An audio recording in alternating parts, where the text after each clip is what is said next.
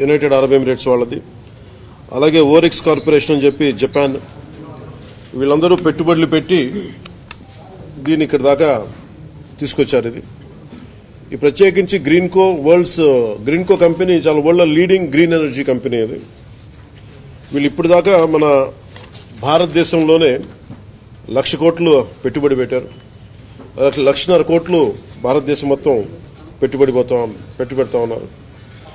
మన రాష్ట్రంలో మటుకు 30,000 కోట్లు ఆల్రెడీ పెట్టుబడులు పెట్టారు. ఇవి కాకుండా అదనంగా ఇంకొక 20,000 కోట్లు పెట్టుబడి పెట్టబోతా ఉన్నారు.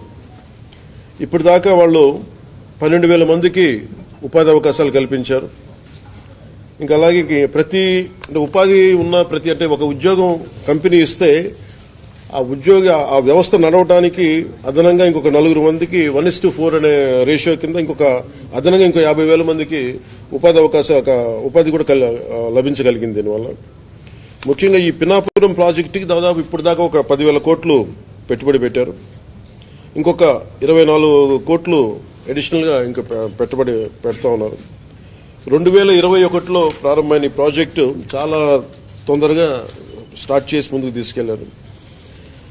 దీంట్లో నేను గవర్నమెంట్ వచ్చాక కొత్త ఎన్డీఏ ప్రభుత్వం గౌరవ ముఖ్యమంత్రి నారా చంద్రబాబు నాయుడు గారి నాయకత్వంలో ఇది వచ్చినప్పుడు దీంట్లో ఇది జరుగుతుందని తెలుసు, చాలా సంవత్సరాలుగా అందరికీ తెలుసు. కానీ ఫారెస్ట్ డిపార్ట్మెంట్లో చిన్న వైలేషన్ ఏదో జరిగింది, అది ఏదో వస్తే నాకు దాని మీద మాట్లాడితే అది యాక్చువల్ దాన్ని చూడటానికి వచ్చాను ఈ రోజున. ఇది 12,000 మెగావాట్లు అంతేగా ఇది ఆపరేషన్.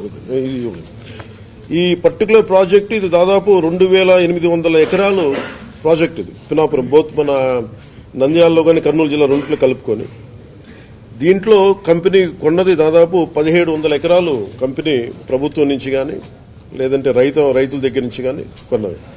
ఈ 2,800 ఎకరాల్లో 1,700 ఎకరాలు వాళ్ళు ఆల్రెడీ కొనేశారు.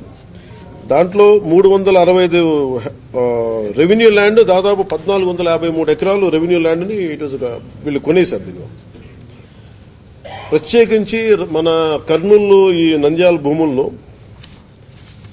రాళ్లు రప్పలు ఉండి వ్యవసాయానికి ఏమాత్రం ఒక పనికిరాని అంటే నిరుపయోగం అంటే బలంగా వ్యవసాయం చేయలేని భూముల్లో ఇది గౌరవ ముఖ్యమంత్రి నారా చంద్రబాబు నాయుడు గారు గత కొన్ని సంవత్సరాలుగా గత 2 దశాబ్దాలుగా ప్రత్యేకించి ఐటీ తర్వాత ఆయన ఫోకస్ చేస్తుంది గ్రీన్ ఎనర్జీ మీద.